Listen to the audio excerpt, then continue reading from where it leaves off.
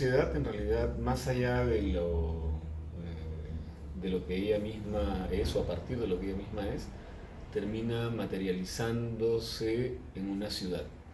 O sea, la ciudad es como, o sea, una sociedad puede producir documentos, discursos, leyes y demás que pueden decir ciertas cosas, pero podríamos decir que lo que realmente la sociedad es se expresa en la ciudad. Entonces, eh, podríamos decir que la ciudad no miente respecto a lo que la sociedad es. Entonces, cuando uno quiere entender una sociedad, uno mira a la ciudad y entiende que es una sociedad. Desde ese punto de vista, la ciudad es sumamente importante para la sociedad, eh, porque además uno siempre se dice que la sociedad construye su ciudad, pero a su vez la ciudad construye la sociedad. Es decir, una sociedad ha decidido que Lima sea como es. Lima, por ejemplo, es una ciudad fragmentada, es una ciudad segregada, es una ciudad con una serie de problemas. Eso refleja claramente lo que la sociedad limeña es y en parte lo que la sociedad peruana es. Pero a su vez la ciudad también termina como construyendo a los ciudadanos. Es decir, la ciudad misma te dice cosas que te definen a ti como ciudadano. Entonces, claro, alguien que ha nacido en San Isidro, en el medio del Parque El Olivar, la ciudad le está diciendo algo, es una persona que probablemente tiene todos los servicios alrededor de él, que tiene una ciudad con una calidad de espacio público increíble. Entonces la ciudad le está diciendo algo a él y lo está construyendo de una manera como ciudadano. Y al mismo tiempo hay otro ciudadano que ha nacido, por ejemplo, no sé, pues en Cruz de Motupe, en San Juan de Lurigancho, a quien la sociedad le está diciendo cosas muy distintas.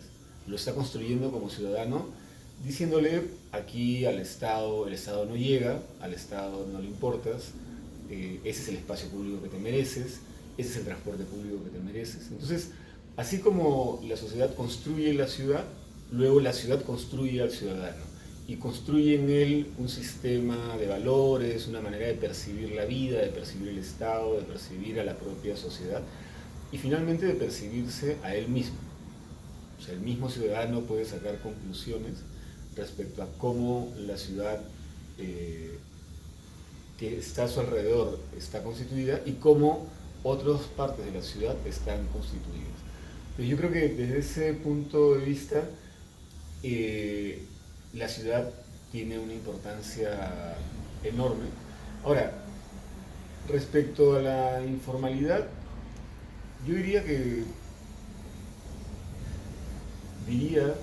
la informalidad podríamos definirla como esa parte de la ciudad que no es formal. ¿Por qué no es formal? Porque el Estado no llega a ella. Estar al margen de la formalidad o ser informal es estar al margen del Estado. Entonces, claro, lo que sucede en el Perú es que la ciudad de esa parte de Lima, por ejemplo, o esa parte del Perú que no es formal, le dice al ciudadano, a ti, tú estás al margen del Estado. Entonces, por eso, el ciudadano asume eso y decide tomar, en la mayor parte de casos, su bienestar, la generación de sus recursos por él mismo, sin esperar nada del Estado. La formalidad y la informalidad es eso, finalmente. Entonces, claro, desde ese punto de vista, la informalidad no siempre debe verse de una manera negativa, porque simplemente es la actitud y las acciones que desarrolla una parte de los ciudadanos al verse al margen del Estado. Y claro, la pregunta es si el Estado deja al margen a una parte de la sociedad, ¿qué va a hacer esa parte de la sociedad? ¿Va a quedarse cruzada de brazos? ¿O va a intentar generarse bienestar por sí misma? Obviamente. Entonces, claro, genera su seguridad informal, probablemente su cuidado del espacio público informal, su economía informal, sus viviendas informales, etcétera, etcétera, etcétera. Desde ese punto de vista, la ciudad informal lo único que hace es confirmar y poner en evidencia la situación que existe en la sociedad peruana. Entonces, claro, lo deseable es que todos pertenezcan al Estado, que el Estado cubra a todos y no que cubra solamente a un sector de la población o a un sector de la ciudad. Para eso es el Estado el que tiene que tomar la iniciativa, porque los ciudadanos lo que intentan es sobrevivir. Obviamente no estamos diciendo que todos, también dentro de la informalidad hay en parte ilegalidad y hay en parte otro tipo de problemas, ¿no? Pero yo creo que en general hay que tratar de entender la informalidad en su verdadera dimensión y no verla simplemente como una parte de la ciudad que está al margen de la ley aparentemente por su propia voluntad.